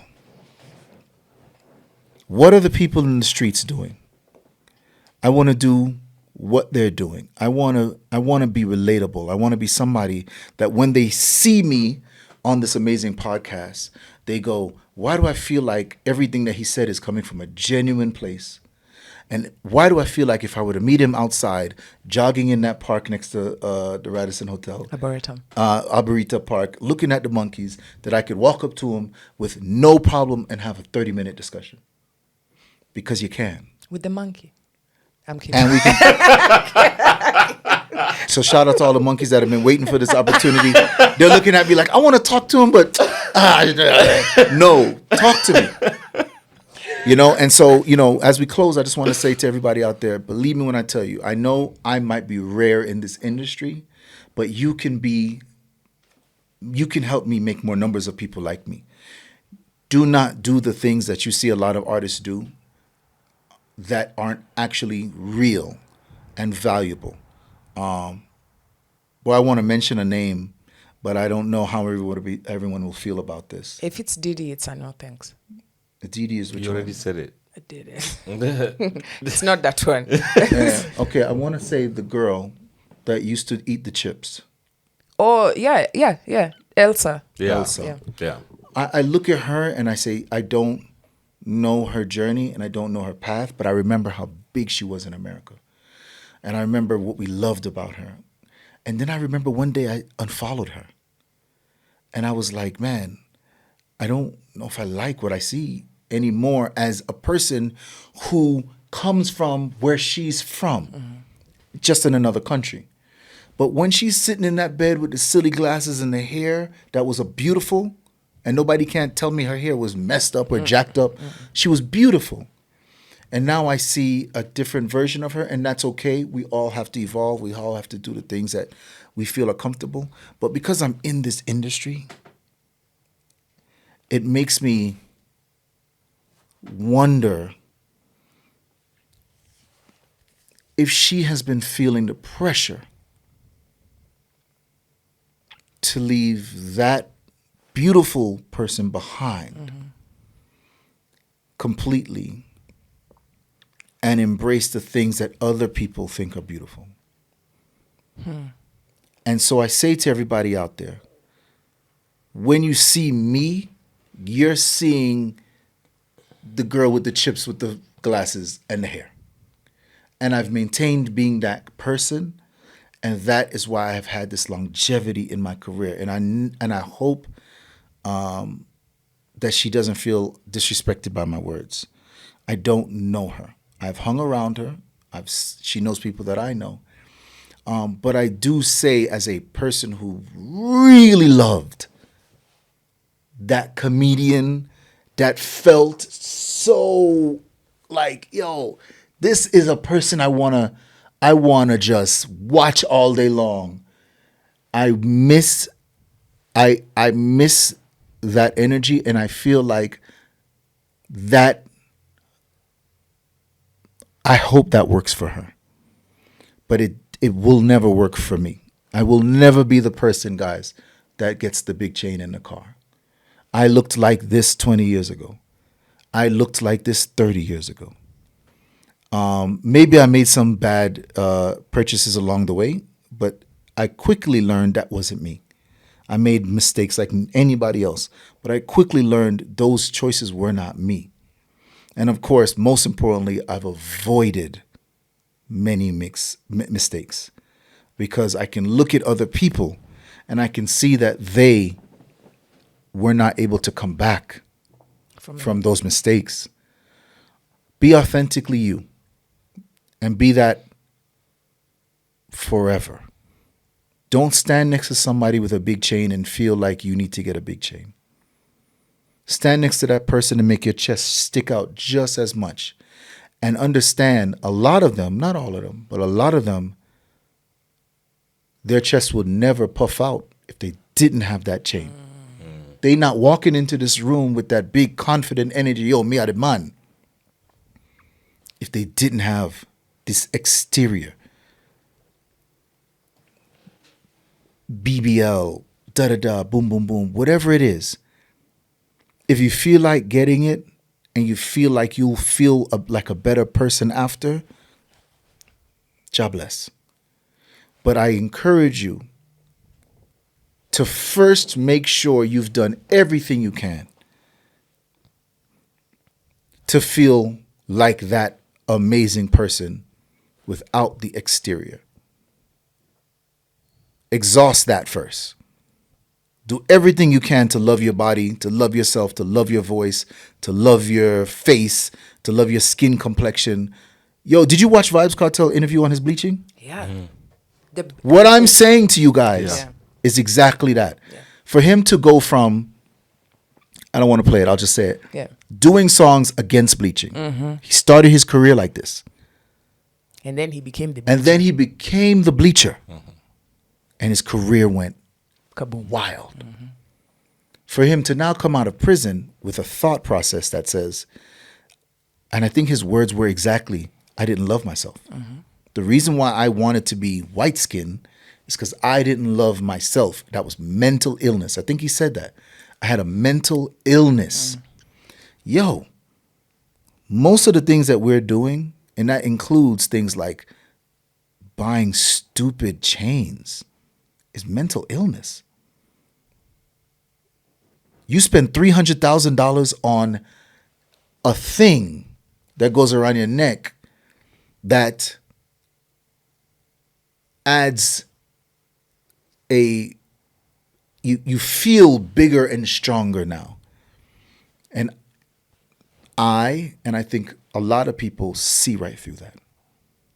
We see, I literally imagine you with the chain gone, or with the, like you join a gang. You go, I'm going to be a Crip because now I feel stronger with this group of people. And I see you and I go, what a weak man. for you to not be able to stand on your own, for you to be in life fear, so afraid that you only can talk loud under this gang sign that you have to throw up all the time. When I see a man throw up gang signs, I laugh, because how does a grown kids, I understand, young teenagers, I understand, you're looking for something, but how does a grown man twist up, do this, and feel as if this comes with a guaranteed level of respect? How? I don't respect this. What are your deeds? By his deeds, a man shall be known. What are your deeds? So you can get all the plastic surgery, you can get all the jewelry, you can join all the gangs you want to. And you most likely will look at your career at the end of it and go, that was stupid. What a bad investment. What a dangerous surgery. What a dangerous group of people I put myself around. I wish I didn't do that. I'm saying what they're not saying, because that's misery-loving company. By them not saying, don't be like me. Very few of them say it. Very few of them say it. But Snoop Dogg is still saying Crip. And I can't enjoy his music knowing that he's not saying, yo, that stuff that I used to do was so bad that I no longer associate myself with that. And if you guys are going to follow me, listen to my music, enjoy me as a personality, you need to understand that I disassociate from black people killing black people. I don't just revel in it anymore. But I think it still makes him money, still gives him street cred, so he still rolls with it. And I say all that long-winded stuff to say again, we have one life. Live it however you choose to. Definitely, unless you believe in reincarnation. But for the most part, live it however you want to live it. But if someone were to look at me, a person who's been doing this for 31 years, see success in me, and ask me, how do I stay in the business long and have a level of success? I go back to my earlier points, passion and talent. What does that mean? Hours upon hours. The stuff that nobody sees. Nobody saw Kobe shooting in the gym. You just see the championship. Hours on your craft that nobody sees. They say 10,000 hours is minimum. I agree. You want to learn a language? They say 3,000 hours. I agree. You have to put in the hours. And the only way you're going to put in the hours is with passion. Then you'll get the talent. So let's do a math equation. Passion plus hours equals success, equals talent, right? Then I say, don't forget the basic human, simple things. Because like Taurus Riley said, simple things are your blessing. Like Sizzler said, simplicity we use every time. Remember those simple things. Those simple things are actually bigger, louder, more enjoyable than the chain, the gang, the drugs, the drinking. None of that stuff is more enjoyable and long-lasting than the simple things. None of that will ever be better than hugging your mother.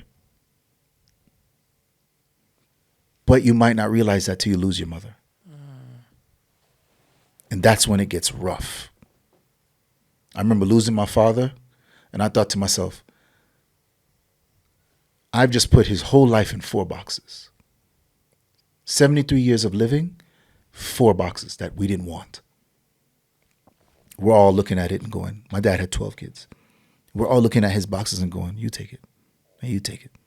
73 years of living shoved into 4 boxes that ended up going into the trash. This life and the things that are around it don't matter. When I lost my older sister, she drowned. She was a drug addict, and during a moment of engaging that, she fell in a pool and wasn't able to get herself out. She was in a coma, and I pulled the plug. I pulled the plug on my dad as well. So that's two of my own family members that family came together and decided, you should be the person. And so I did that twice. And these things put life in a perspective that nobody talks about. The music you're listening to, they're not saying it. They're not really saying how precious life is, how short life is, how every single moment matters. You called me to do this podcast a couple of hours ago, and I made sure I came because I knew that this would be a great conversation. And I know that this conversation will affect somebody positively. And I know that there's a lot of jokes that we've made, but they will not be louder than the positive message that this podcast has sent today. I know that we've said some things that are going to disturb some people and make them not feel like they should love us or support us, and that's also fine. If they watch the whole podcast, hopefully they'll understand that we can have differing opinions without cursing at each other, without berating each other, and that I do love them and want the best for them. And hopefully they will say, you know what, I actually want the best for him too. I look at the people that I've lost throughout the years. I've lost best friends that have died to violence. I've lost best friends that have died to drunk driving. I've lost best friends that have died to drug overdoses. I've lost best friends that are in jail. I've lost best friends that had dangerous moments with women and they could not recover. I don't want that to happen to you guys. And I ask you to look at the people around you who have made bad decisions. And then I also ask you, if you don't have too many of those people, and that's awesome, to listen to the words of somebody who has had that in huger numbers than I'd like to even think about. So please take every moment seriously. Take every interaction seriously. The person passing you on the street is just as important as the person that's on that TV screen or on that stage. And that's how I approach every single thing I do. I'm not more important than you guys, regardless of whatever I've done in life. You are just as important as me. And I cannot represent myself in a way other than hopefully you seeing that when you see me. This hat costs $5.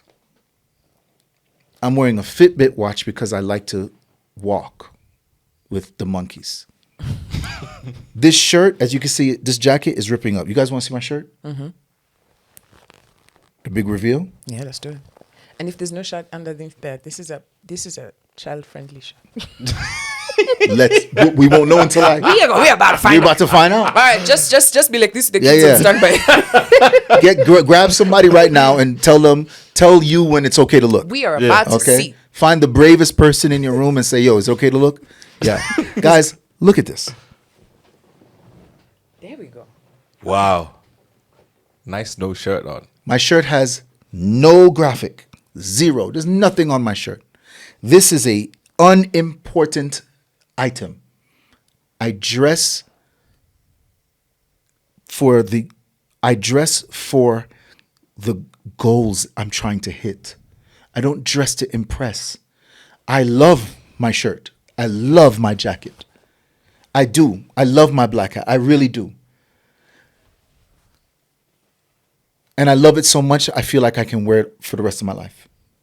Because none of this is for anyone else. Now, I know the difficulty in what I'm saying because someone's going to say in the comments, well, if someone buys Gucci and they love it and it's for themselves, so be it. And I also say, so be it. I don't care. I am just talking to the people that are trying to hear what I'm saying. Okay. I'm not talking to the people that want to argue or want to be contrarians. Me not talk to you. I'm just talking to the people that want to hear. And hopefully you heard. One love. I love it. Great. But if you're gifted Gucci, you'd wear it. Can I talk the real? Can we talk? Can we be real? Yeah. Can we be real? Okay, are we being? Let's are go. we doing it? Let's go. Yeah. eBay.com. Bas. He's gonna sell it. I'm gonna sell it. Yeah. He's gonna sell it. I'm going to sell it, or give it away. If it's Gucci, I'm going to sell it. If it's a jacket that I know someone needs a jacket, I'm going to give it away. 1,000% of the time. My friends make fun of me all the time. I get gifted. Follow me on Instagram at Walshy Fire. I get gifted things weekly. I do appreciate the gifts. I do show the gifts. I then take most of those gifts and give them to other people. All right, so remember you have my number. Yo, I'm going to give you a list. There's a few things. Shipping to. Don't worry, I'll keep some for the shipping. Yeah. We'll figure it out. I know this is easy. We can figure this out. Yeah, I got you. I don't want you to be stressed to these Gucci's. I'll offer. As long as you make the process got easy, you. it's yours. And then also I'll make sure I'll say hi to the monkeys for you. Can we talk? But let me talk about my book. I want to say to everybody out there, I just came out with a book. It dropped April. It's called The Art of Dancehall. I would implore everyone to please go to Amazon and order this book if you love dancehall. It's about the flyers and the posters, which were hand drawn at the time. So it would be equivalent to the buses. What the bus them name? Matatus. Right? Like, where? How you have this customized thing Yeah. that the world loves. Yeah. And every time, and if Kenya ever took those off the road, it would literally kill the energy of the whole city. Absolutely. Right? This is now a thing that you cannot replace with technology. The world wants to see this. That's what this book is about. It's about 1960 to 1999 flyers that were hand-drawn, customized, amazing artwork, amazing storytelling through flyers. Almost all about sound clash because I'm a sound clash lover. Shout out to all the people who love sound clashes.